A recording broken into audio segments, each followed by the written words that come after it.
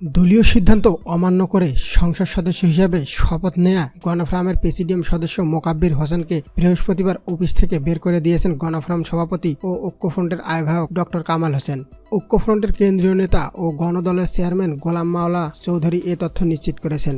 মতিঝিলে doctor Kamal হোসেনের চেম্বারে এই ঘটনা ঘটে। গোলাম মাওলা চৌধুরী জানান, বৃহস্পতিবার বিকেল ৩টার দিকে ডক্টর কামাল হোসেনের মতিঝিলের চেম্বারে তার সাথে দেখা করতে যান মোকাব্বের খান।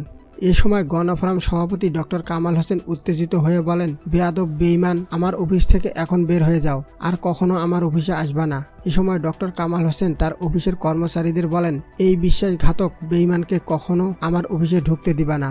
মোকাব্বের খানকে অফিস থেকে বের করে দেওয়ার বিষয়ে গণদল চেয়ারম্যান গোলাম মাওলা চৌধুরী বলেন, ডক্টর কামাল হোসেন জাতীয় অভিভাবক হিসেবে এই বেঈমানকে বের করে দিয়ে সঠিক সিদ্ধান্ত নিয়েছেন। আমরা তার এই সিদ্ধান্তকে সাধুবাদ জানাই।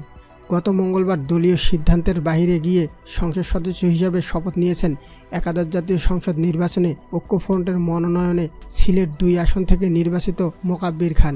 ওই দিন সংসদ ভবনে স্পিকারের কার্যালয়ে তাকে শপথ বাক্য পাঠ করান স্পিকার ডক্টর শিরিন শারমিন চৌধুরী। এর আগে ঐক্যফ্রন্টের আরেক সদস্য গণফোরাম নেতা বহিষ্কৃত সুলতান মনসুর শপথ নিয়েছেন। তবে দলীয় নিয়ম ভেঙে শপথ গ্রহণ করায় তাকে গণফোরাম থেকে বহিষ্কার করা হয়। মোকাব্বির খানের বিষয়ে আগামী ২০ এপ্রিল গণফোরামের কেন্দ্রীয় কমিটির বৈঠক আছে।